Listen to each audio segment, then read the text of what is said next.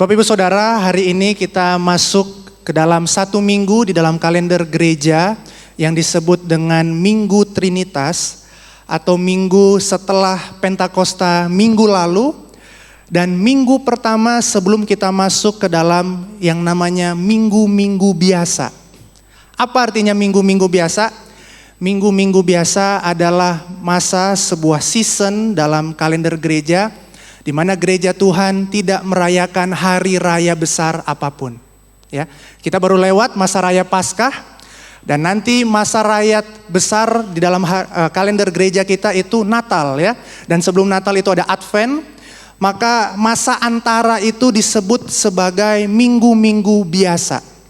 Dan minggu-minggu biasa ini sangat panjang ya Bapak Ibu Saudara. Kalau kita lihat bulan Mei nanti kita sekitar di November atau Desember kita baru masuk lagi ke dalam masa Natal. Maka Minggu Trinitas mengajak kita untuk melihat bahwa di dalam panjangnya minggu-minggu biasa itu ada satu Allah yang tetap memegang kendali dalam hidup kita. Yaitu Allah Tritunggal yang mengasihi kita sehingga sekalipun banyak tantangan ke depan, gereja kita termasuk kita sebagai orang percaya tetap dipegang hidupnya oleh satu Allah yang kita percaya ini, yaitu Allah Trinitas. Maka memulai minggu-minggu biasa itu dan mengakhiri masa raya Paskah, kita kembali diingatkan bahwa Allah Tritunggal lah yang berkuasa, berdaulat, dan mencintai mengasihi kita dalam hidup kita ini. Maka hari ini kita akan merefleksikan bagian iman kita ini. Kita buka terlebih dahulu dari Matius 28, ayat 18 sampai 20. Matius 28 ayat 18 sampai ayat yang ke-20.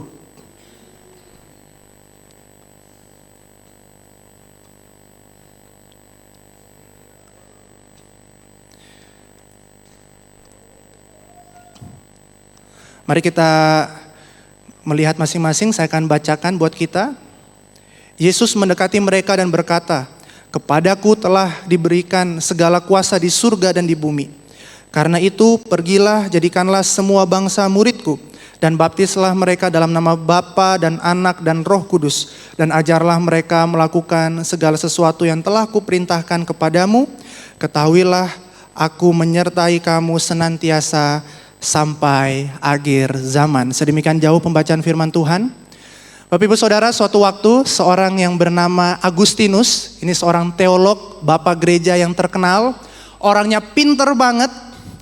Dan suatu waktu Agustinus dari Hippo ini sedang mengerjakan satu proyek tulisan yang bertopikan atau dia sedang menulis tentang Allah Tritunggal. Jadi memang Agustinus ini memang punya karya yang berjudul On the Trinity. Jadi bukunya itu banyak sekali bervolume-volume membahas tentang Allah Tritunggal. Dan dikisahkan dia sedang menuliskan buku-buku ini.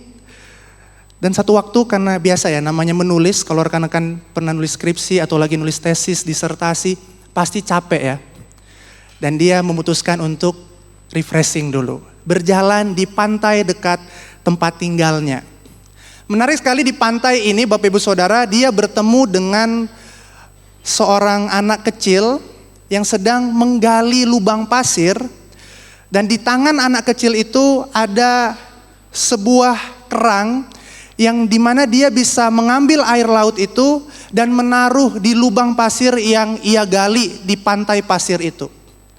Dari jauh Agustinus melihat, mengamati, dan dia bertanya, ngapain ya anak ini menggali pasir lalu mengisi dengan air laut?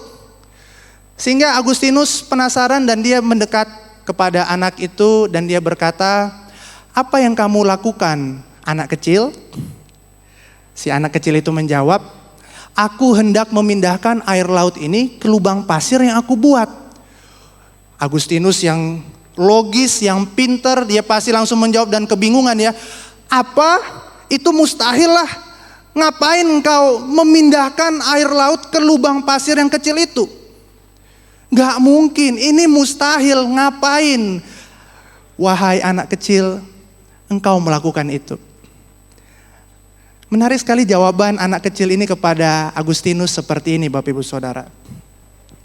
Agustinus, bukankah kamu juga hendak mengisi air laut ke dalam botol kaca? Walaupun demikian, aku akan lebih berhasil memindahkan air laut samudra ke lubang pasir ini dibandingkan engkau yang hendak memahami Allah Tritunggal dengan pemahamanmu yang terbatas itu. Kisah ini kalau saya baca Bapak Ibu Saudara, sepertinya memang bukan kisah historis, legenda, tetapi punya makna yang tepat. Ketika Agustinus dikisahkan mendengar jawaban dari anak kecil ini, dia berkata, oke, saya paham. Anak kecil ini sedang menyindir Agustinus seperti dia itu hendak mengisi air laut ke botol kaca, botol Tupperware. Masuk akal gak Bapak Ibu Saudara? Ya gak bisa ya. Itulah gambaran Agustinus saat itu yang hendak memahami Allah Tritunggal secara utuh dan sempurna. Bagi anak kecil itu ini seumpama mengisi air laut ke dalam botol kaca. Agustinus sadar bahwa ketika dia sedang berpikir merumuskan tentang Allah Tritunggal, dia sedang berhadapan dengan Allah yang besar yang tidak dapat dipahami sepenuhnya oleh manusia. Kalau Allah Tritunggal bisa dipahami oleh manusia sepenuhnya, dia berhenti jadi Allah, Bapak Ibu Saudara. Kenapa? Berarti pikiran kita lebih besar daripada Allah ya. Jadi Allah itu bisa masuk ke kotak seumpama seperti itu. Dan Allah yang seperti ini tidak layak kita percayai. Karena Allahnya bisa dipahami sepenuhnya. Tetapi di saat yang bersamaan, seringkali orang Kristen berpikir begini Bapak Ibu Saudara. Karena ini doktrin yang sulit, doktrin yang penuh misteri, jadi tidak usahlah dibahas atau dijelaskan. Toh penuh misteri kok. Doktrin ini cuma dipahami oleh pendeta atau hamba Tuhan saja. Supaya apa? Supaya sekolah teologi itu ada mahasiswanya. Kalau nggak semuanya gampang ya, semua ada jawaban ya, ngapain ya sekolah teologi ya? Belajar aja sendiri.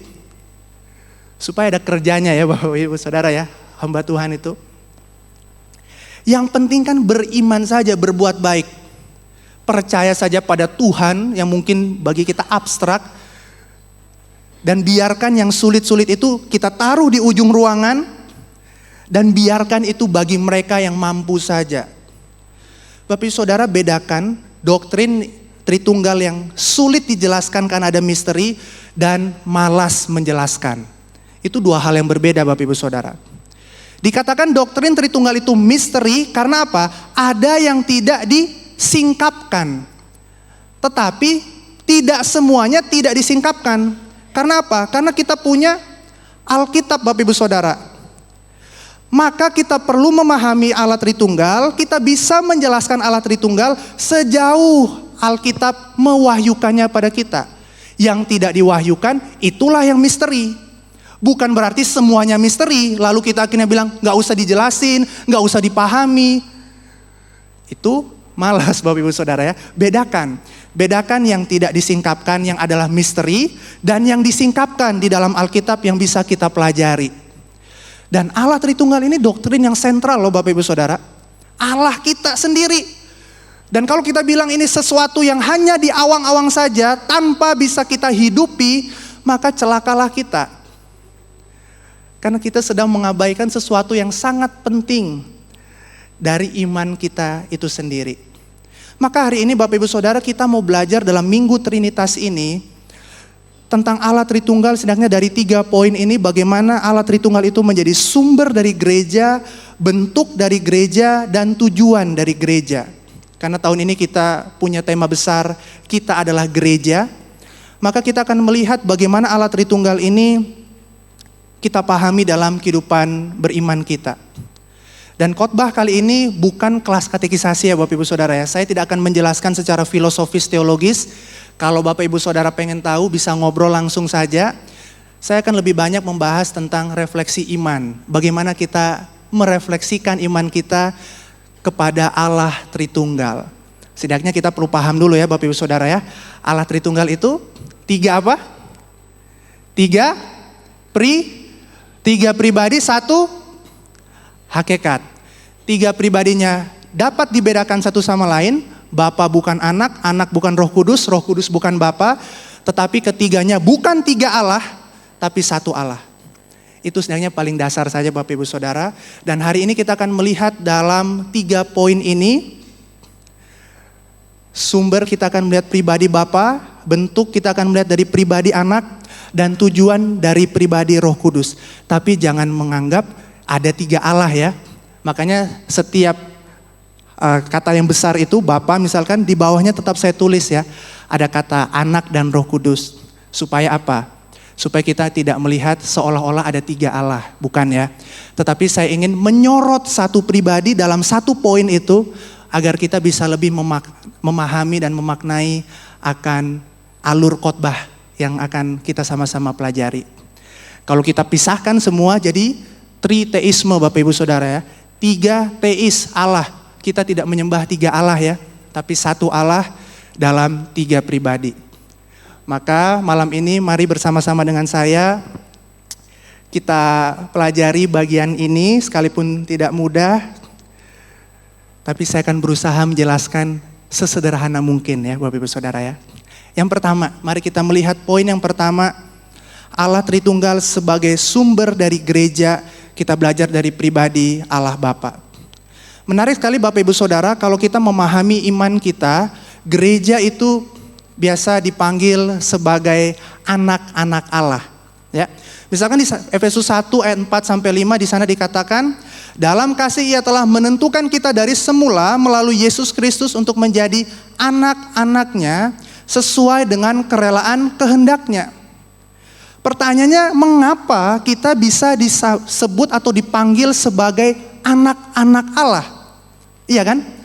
Kalau kita disebut sebagai anak-anak Allah, berarti kita punya orang tua ya, sebagaimana di dalam konteks keluarga ada anak, ada orang tua, dan itulah artinya gereja sebagai anak-anak Allah. Karena gereja punya Bapa, bersumber daripada Bapa. Maka Bapak Ibu Saudara, ketika kita memaknai identitas kita sebagai anak, kita menyadari bahwa kita itu bersumber, berasal dari Bapa yang telah memilih kita melalui Yesus Kristus. Maka gereja itu tidak muncul tiba-tiba begitu ya. Atau misalkan istilah anak Allah itu, anak-anak Allah, dipilih karena udah habis istilah yang lain. Oh, pilih aja anak-anak Allah karena menarik, indah untuk didengar. Bukan Bapak Ibu Saudara, ini bukan sesuatu yang random, yang acak. Tetapi berasal daripada Allah Bapa yang memilih kita sebagai anak-anaknya. Inilah sumber gereja. Gereja itu bukan muncul tiba-tiba dari perkumpulan orang-orang. Gereja tidak muncul dari inisiatif manusia. Tetapi pertama-tama gereja muncul karena ada Bapa yang memilih sebagian orang itu di dalam Yesus Kristus untuk menjadi anak-anaknya. Menarik sekali Bapak Ibu Saudara, kita perlu memahami bahwa Allah Bapa kita itu tetap akan menjadi Bapa ada atau tidak adanya gereja. Gereja itu punya satu titik waktu ya Bapak Ibu Saudara ya. Sebelum kekekalan, sebelum adanya gereja, ya bukan sebelum kekekalan, sebelum adanya gereja, Bapa kita tetap menjadi Bapa. Karena apa? Karena Dia punya Yesus sebagai anaknya. Bapa selalu berelasi dengan anaknya melalui Roh Kudus. Maka Allah Bapa itu bukan tiba-tiba menjadi Bapa karena ada gereja, bukan. Tapi karena Dia selalu menjadi Bapa, dan ketika Dia memilih gereja, Dia sedang memilih daripada kasih yang meluap di dalam komunitas persekutuan Tritunggal itu kepada manusia. Maka gambarannya seperti ini Bapak Ibu Saudara. Allah Tritunggal di dalam cintanya yang sudah utuh, di dalam Bapa, Putra, dan Roh Kudus itu, dalam cintanya yang meluap, memilih beberapa orang untuk menjadi anak-anaknya yang akhirnya kita sebut sebagai gereja. Maka kita dipilih bukan karena random, acak, tetapi kita bisa disebut anak-anak Allah karena Bapa mencintai dan mengasihi kita. Kalau kita paham identitas ini Bapak Ibu Saudara, kita bisa memaknai Lukas 11 ayat 13 ini dengan lebih mendalam.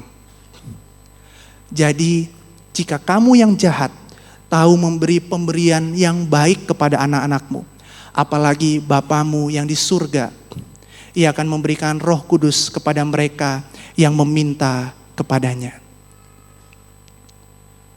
Bagi kita yang sudah menjadi orang tua, kita seringkali berkata begini ya, kalau anak saya sakit, lebih baik saya yang sakit. Saya nggak tega anak saya itu menderita sakit. Saya nggak tega melihat dia sakit. Bayangkan kita yang berdosa seperti ini bisa berkata begitu Bapak Ibu Saudara, apalagi Bapa kita yang tak berdosa, yang kasihnya sempurna. Mana mungkin kasihnya lebih rendah daripada kita, orang-orang yang berdosa ini yang dipercayakan menjadi seorang orang tua, seorang ibu, seorang ayah. Maka Bapak Ibu Saudara, Lukas 11 ayat 13 memanggil kita untuk melihat Bapa yang adalah sumber daripada gereja itu sebagai Bapa yang penuh dengan cinta dan kasih. Ibu Saudara, dalam merenungkan bagian firman ini, saya berefleksi dengan beberapa hal yang saya lakukan akhir-akhir ini ya. Akhir-akhir ini memang kebiasaan saya sih, saya sering lupa ya Bapak Ibu Saudara ya. Termasuk ini beberapa chat WhatsApp yang saya screenshot karena saya lupa. Yang pertama itu minggu depan SMP Eben 2 itu akan ada penamatan. Tetapi saya lupa menginvite singers penamatan di grup penamatan. Jadi selama 2 minggu persiapan penamatan, saya udah share lagu-lagunya ini. Singernya nggak tahu mau nyanyi apa Bapak Ibu Saudara. Makanya saya minggu lalu, kalau nggak salah hari Jumat atau hari Kamis, saya baru minta maaf.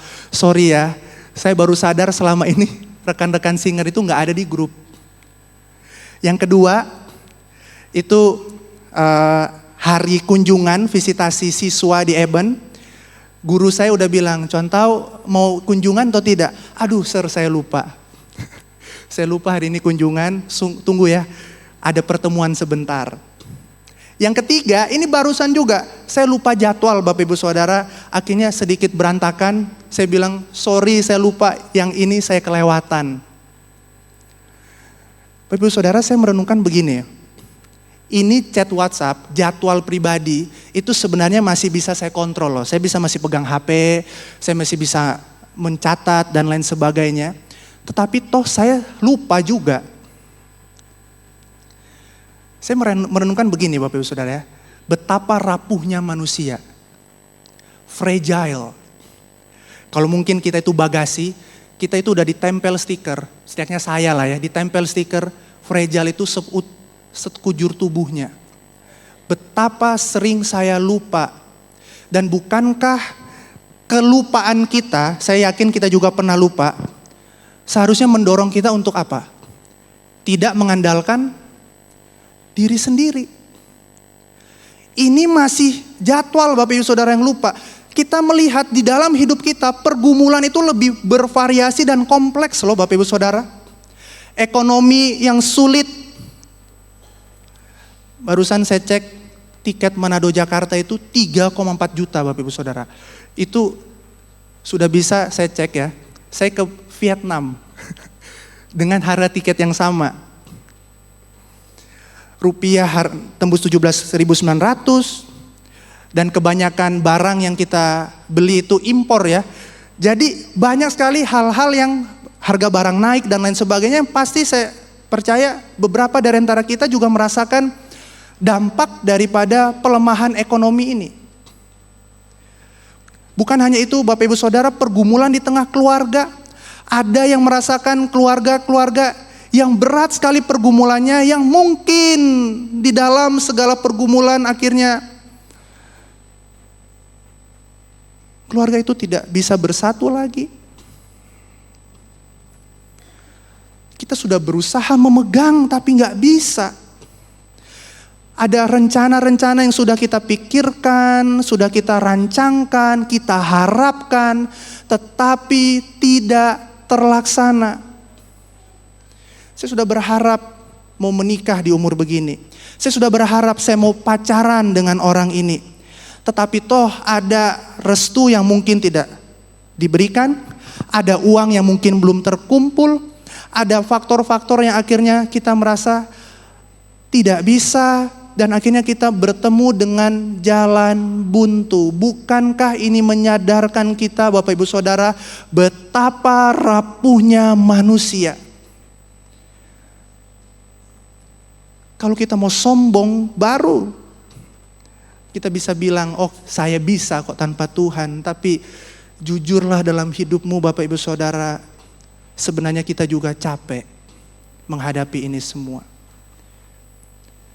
Dan kebenaran bahwa Allah Bapa sebagai sumber dari gereja mengingatkan kita hal ini Bapak Ibu Saudara. Di dalam semuanya yang begitu, ada Bapa yang begini, yang tidak pernah lupa dengan hidupmu, yang tidak pernah kaget dengan hidupmu, yang selalu memelihara hidupmu, mencintaimu apa adanya, dan ingin melihatmu bertumbuh bersama Dia. Bapa kita memelihara kita. Dan poin yang kedua dari bagian ini Bapak Ibu Saudara, Allah itu tidak pernah kaget. Ketika hidupmu hancur, ketika engkau punya pergumulan, Dia tidak pernah kaget, seolah-olah seperti saya tadi. Waduh, saya lupa, kaget saya. Kok saya nggak sadar ya ada hal seperti ini? Dia tuh nggak pernah kaget, seolah-olah hidupmu itu baru ketahuan hari itu gitu. Dia memegang hidupmu dari awal engkau lahir sampai engkau mati, dan tidak ada satu hal pun dalam hidupmu yang mengagetkan Dia. Bukankah ini harapan buat kita? Ketika kita bergumul, kita tahu ada satu Allah pribadi yang tidak pernah kaget dengan hidup kita, dan yang memegang hidup kita lebih daripada kita memegang hidup kita sendiri.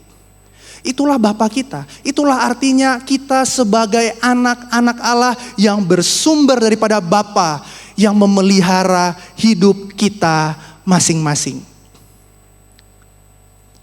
Masalah memang tidak berubah. Masalah bukan berarti berhenti. Tapi kita sadar, kita tahu ada Bapa yang tahu hidup kita, yang memelihara hidup kita jauh lebih daripada kita memelihara hidup kita sendiri.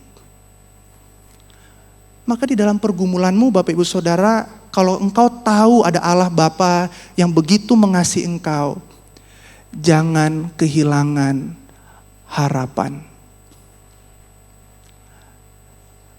Contohnya apa?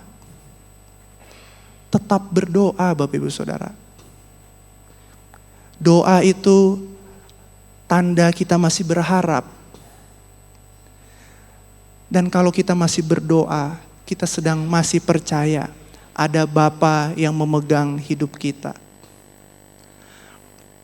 Ketika engkau mengingat engkau itu adalah anak-anak Allah, percayalah ada Bapa yang memegang hidupmu. Berdoalah. Berdoalah. Seringkali bukan Allah yang melupakan kita, tapi kita yang melupakan Allah. Allah gak pernah lupa seperti saya ya, memasukkan kita di dalam daftar grup orang yang dipelihara hari demi hari. Seringkali kitalah yang lupa memasukkan Allah di dalam hidup keseharian kita, bukan? Mungkin kita lupa berdoa, mungkin kita kehilangan harapan. Namun biarlah Allah Tritunggal sebagai sumber dari gereja menolong kita untuk melangkah ke depan dengan iman. Itu poin yang pertama Bapak Ibu Saudara, Allah Bapa sebagai sumber dari gereja. Poin yang kedua Bapak Ibu Saudara, Allah Tritunggal sebagai bentuk dari gereja. Kita belajar daripada pribadi yang kedua, Yesus Kristus. Bapak Ibu Saudara, kalau tadi berbicara tentang bagaimana Bapa mengasihi gereja, maka melalui Yesus Kristus kita belajar bagaimana gereja sebagaimana Yesus itu meresponi kasih Bapa. Allah Bapa dan Allah Anak di dalam Tritunggal itu saling mengasihi. Bapa mengasihi anak dan anak merespon kasih Bapa. Maka kalau gereja itu sebagai tubuh Kristus, dia harus meniru, meneladani bagaimana Yesus itu merespon kasih Bapa. Dan dari respon itu terlihat bentuk daripada gereja. Seperti apa gereja itu? Menarik sekali, Yohanes 14 ayat 31 menyatakan kepada kita bagaimana Yesus itu merespon atau mengasihi Bapa. Dikatakan, tetapi dunia harus tahu bahwa aku mengasihi Bapa dan bahwa aku melakukan segala sesuatu seperti yang diperintahkan Bapa kepadaku. Yesus merespon kasih Bapa melalui taat melakukan kehendak Bapa. Bentuknya seperti apa Bapak Ibu Saudara? Ada banyak, saya ambil dari Filipi 2 ayat 7 sampai 11. Yaitu ketika Yesus menyatakan kasihnya kepada orang berdosa. Kalau kita lihat konteks Filipi Bapak Ibu Saudara, Paulus itu sedang juga menasihati, ada dua orang yang sedang berantem ya. Eudia dan Sintike itu. Dan Paulus merujuk pada Yesus, lihat loh Yesus ini, Tuhan kita ini, dia itu merendahkan dirinya dan taat loh, memberikan hidupnya bagi orang berdosa untuk menaati kehendak Bapa. Maka gereja itu berbentuk seperti ini harusnya Bapak Ibu Saudara, yaitu apa? Yesus mengasihi Bapa melalui dirinya yang terpecah bagi orang berdosa. Inilah bentuk dari gereja. Gereja yang terpecah bagi sesama. Dia taat kepada Bapa, caranya seperti apa? Dengan terpecah bagi orang berdosa, bagi sesama manusia. Dan inilah yang seharusnya menjadi bentuk dari gereja. Kalau kita disebut sebagai tubuh Kristus, maka penting buat kita untuk meniru dong apa yang menjadi teladan daripada Kristus. Dan kita sudah belajar tentang sakramen perjamuan kudus ketika tubuh Kristus itu dipecahkan bagi kita orang berdosa. Bukankah kita juga dipanggil untuk terpecah bagi sesama kita? Bapak Ibu Saudara, kita belajar bentuk ini dari satu ilustrasi singkat ini ya. Kita akan bermain sebentar. Menjelaskan benda tanpa menyebutkan namanya. Jadi saya akan berikan deskripsi dari benda ini. Bapak Ibu Saudara coba jawab, kira-kira ini benda apa? Oke? Yang pertama Bapak Ibu Saudara. Sebuah logam panjang yang tajam dengan gagang. Ibu-ibu, apa? Pisau. Pisau ya Bapak Ibu Saudara. Tadi KU2 ada yang jawab pedang ya. Terlalu jauh ya Bapak Ibu Saudara ya. Pisau ya. Yang kedua Bapak Ibu Saudara. Tubuhku panjang dan tipis. Di salah satu ujungku ada rambut-rambut halus dan sering dipadukan dengan pasta berbusa. Kira-kira apa? Sikat gigi. Pinter ya Bapak Ibu Saudara ya. Yang ketiga saya yakin Bapak Ibu Saudara pasti suka. Kertas warna-warni. Apa? Uang ya. Tanda berarti kita semua sedang membutuhkan uang. Kalau tadi dari deskripsi menuju nama bendanya Bapak Ibu Saudara, bagaimana jikalau saya putar, saya balik ya. Ada satu kata lalu kita deskripsikan seperti apa. Kalau kita berbicara tentang gereja, kita deskripsikannya seperti apa?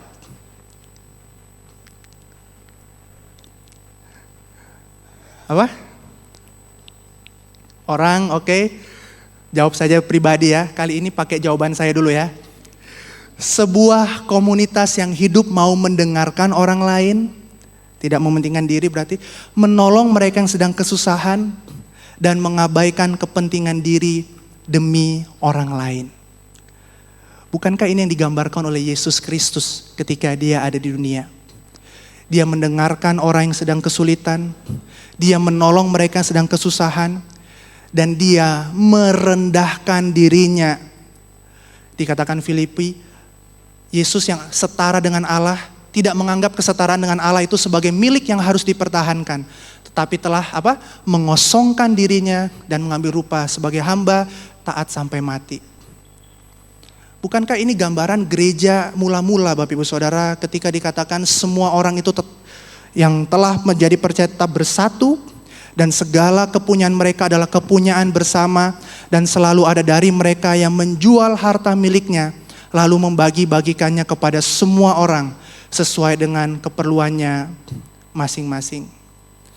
Bapak Ibu Saudara, sebagai gereja yang mengikuti bentuk daripada Yesus, kita harus terpecah bagi sesama.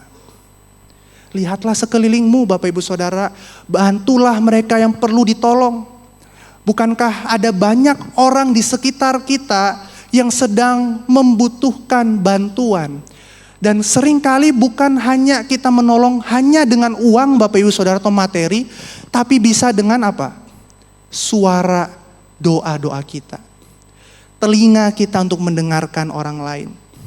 Maka baik sekali kata-kata dari Agustinus ya, yang tadi kita sama-sama belajar dari kisahnya itu ya.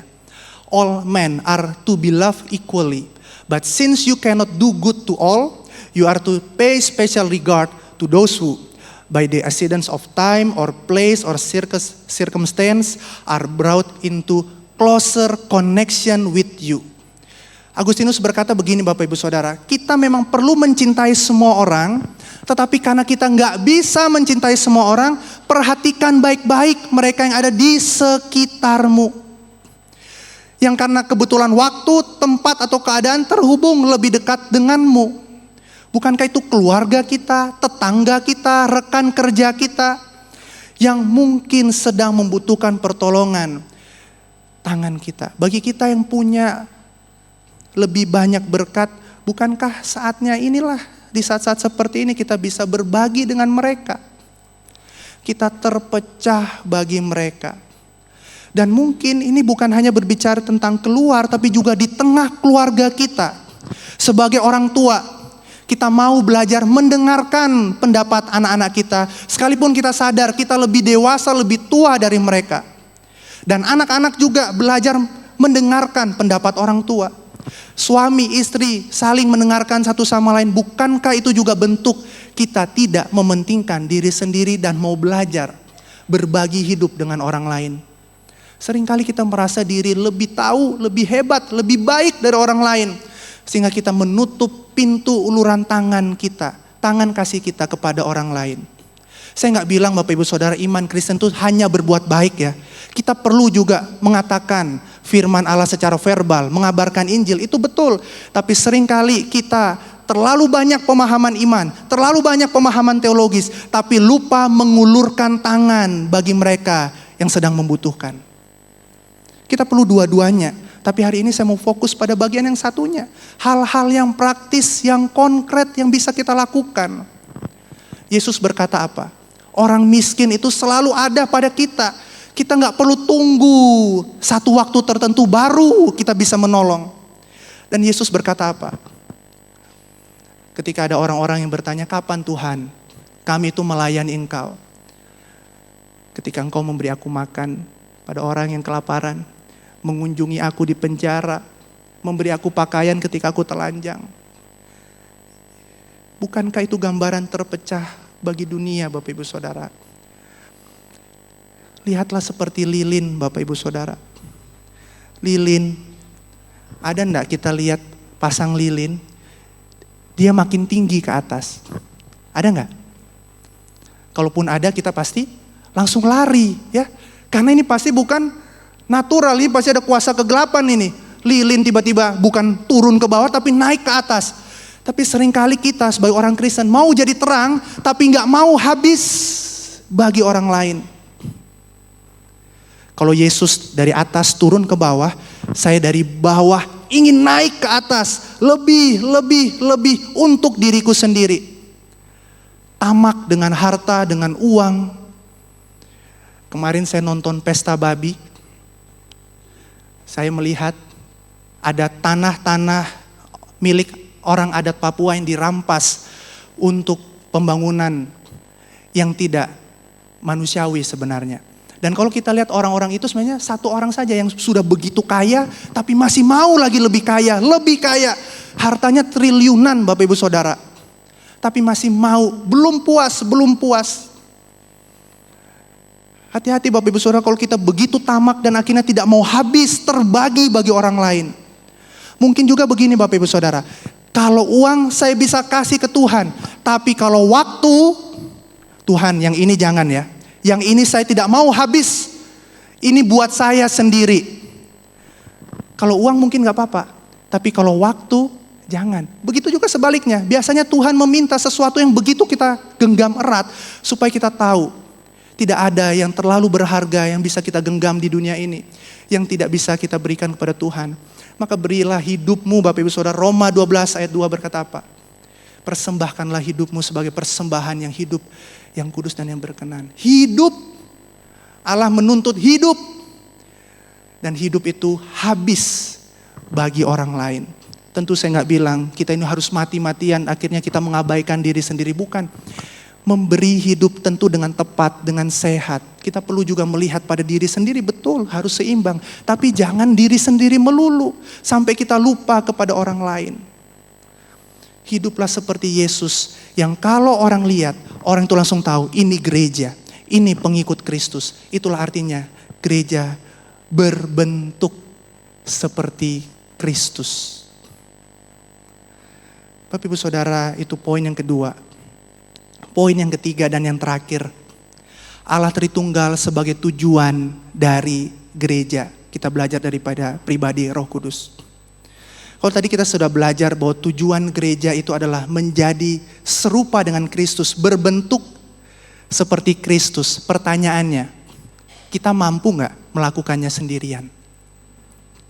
Kita mampu tidak menjadi serupa dengan Kristus dengan kekuatan kita sendiri? Jawabannya tidak. Maka Yesus mengutus Roh Kudus. Di dalam Yohanes 14:26 dia berkata, namun penolong yaitu Roh Kudus yang akan diutus oleh Bapa dalam namaku, dialah yang akan mengajarkan segala sesuatu kepadamu dan mengingatkan kamu akan semua yang telah kukatakan kepadamu. Bagian tadi yang kita baca, dan ajarlah mereka melakukan segala sesuatu yang telah kuperintahkan kepadamu. Ketahuilah aku menyertai kamu senantiasa sampai akhir zaman. Mana Yesus? Yesus sudah naik ke surga tubuhnya, ya kan? Dia menyertai gereja dengan cara apa? Melalui kehadiran Roh Kudus. Maka Roh Kuduslah yang mengarahkan gereja pada tujuannya, yang mengingatkan gereja pada tujuannya. Hei gereja, kamu itu harus menjadi serupa Kristus, bukan menjadi serupa dengan dunia. Hei gereja, ingat tujuan hidupmu bukan mengumpulkan sebanyak mungkin harta, tapi semakin serupa dengan Kristus, berbagi, mengumpulkan harta di surga, bukan di dunia. Dan itulah tugas karya daripada Roh Kudus yang terus menolong gereja untuk ingat pada tujuannya, ingat pada apa yang menjadi identitasnya. Kita bukan cuma WNI ya Bapak Ibu Saudara ya. Tapi apa? WNKA. Warga negara kerajaan Allah. Caranya seperti apa Roh Kudus itu menolong gereja pada tujuannya? Yang pertama Bapak Ibu Saudara dengan firman Allah. Ya. Firman Allah yang diberitakan di khotbah, di mimbar secara komunal, di saat yang sama itulah Roh Kudus mengingatkan gereja akan tujuannya. Tapi jangan cuma di gereja. Kita perlu baca Alkitab secara pribadi juga.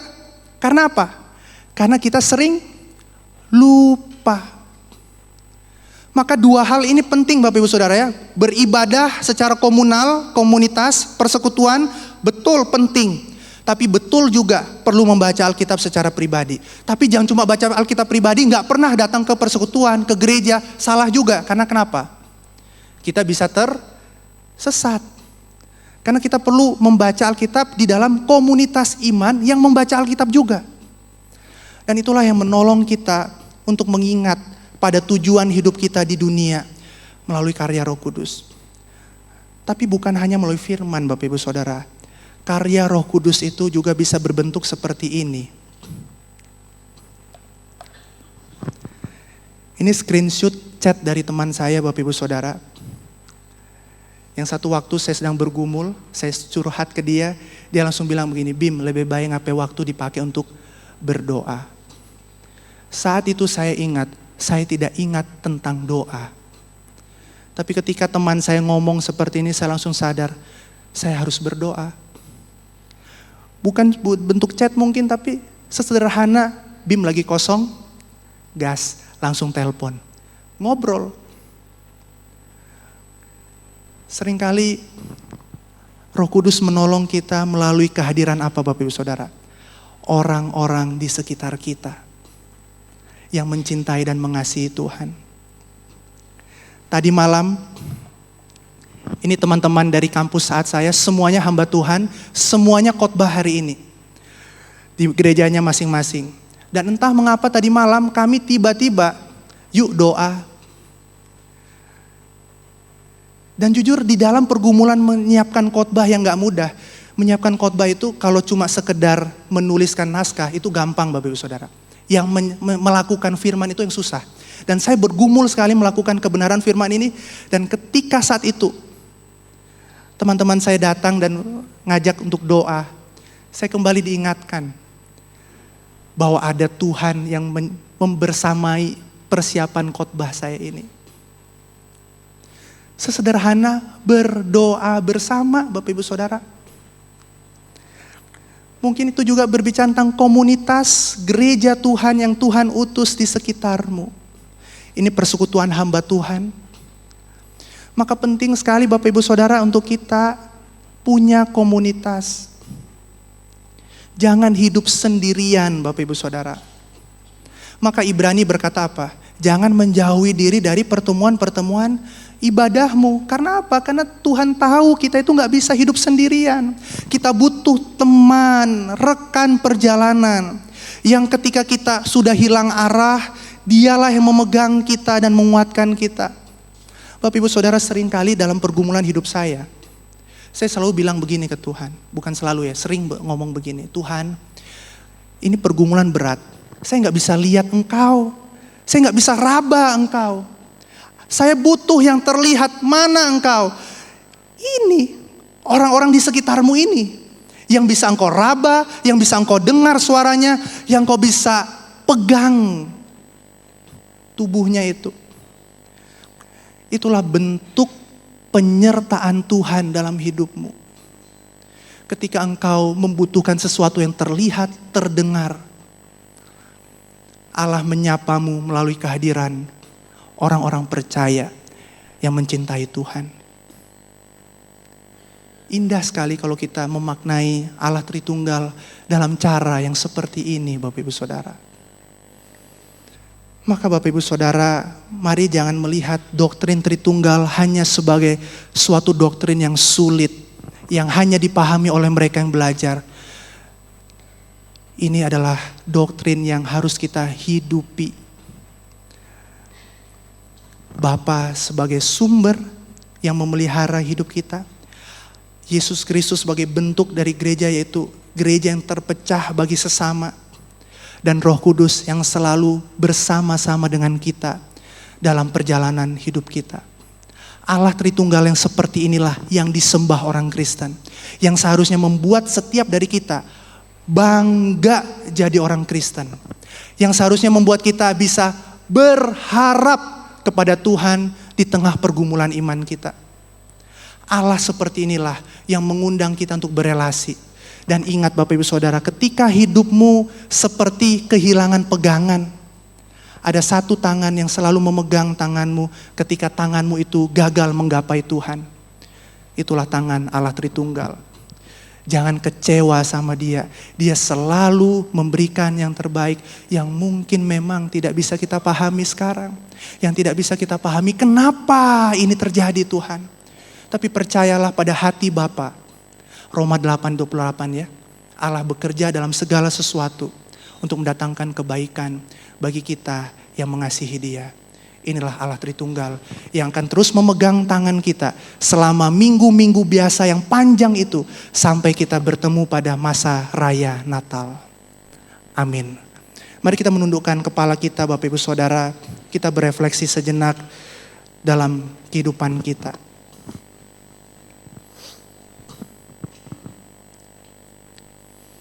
Bapak Ibu Saudara, mari kita berdoa menyatakan iman kita, pengharapan kita kepada Tuhan, pada Allah Tritunggal dalam hidup kita. Ketika mungkin kita sedang kecewa, ketika mungkin kita sedang dalam pergumulan hidup, mari datang kepada Tuhan, pada Allah Tritunggal yang mengasihi dan mencintai kita. Mari kita nyatakan kekaguman, komitmen iman kita kepadanya.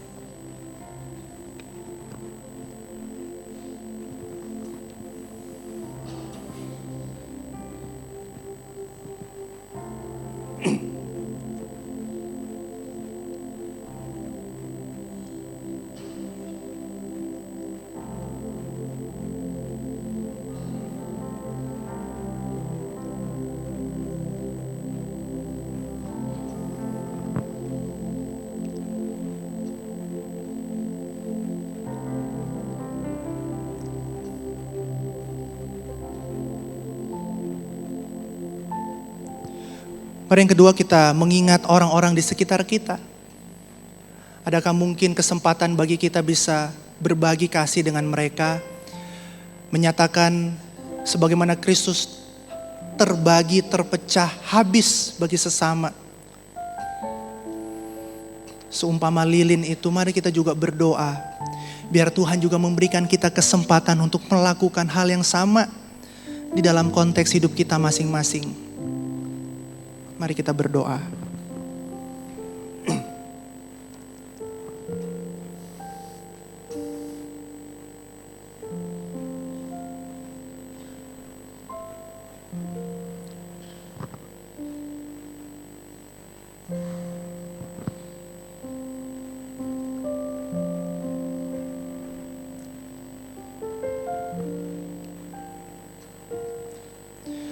Bapa, ini kami anak-anak-Mu. Walau mungkin gunung itu tidak berpindah Tuhan, pergumulan itu belum selesai dan usai, kami mau tetap berkata dan beriman kepada Allah Tritunggal yang terlebih dahulu mengasihi kami. Allah Bapa yang tidak menyayangkan anaknya itu, yang bahkan memberikan Yesus Kristus bagi kami dan keselamatan kami. Dan Allah Bapa dan Allah Anak yang tidak membiarkan kami, melainkan mengutus Roh Kudus bagi kami. Kami percaya Allah Tritunggal memegang hidup kami Tuhan. Tolong kami untuk tidak kehilangan harapan. Tolong kami tetap berharap. Sekalipun masalah di depan, realita di depan kami tidak berubah. Iman kami tetap sama dan tetap berharap. Iman kami tidak tergantung pada apa yang ada di depan mata kami. Tapi kami percaya iman kami bergantung pada kebenaran bahwa Allah terlebih dahulu mencintai dan mengasihi kami. Biarlah hati kami bisa merasakan itu Tuhan. Hati kami diubahkan Tuhan. Untuk bisa melihat keindahan-Mu Tuhan. Di dalam pergumulan-pergumulan hidup kami. Oh Tuhan, tolong kami, mampukan kami. Ini kami Bapa, anak-anak-Mu. Di dalam nama Tuhan Yesus dengan kuat kuasa Roh Kudus kami berdoa. Amin.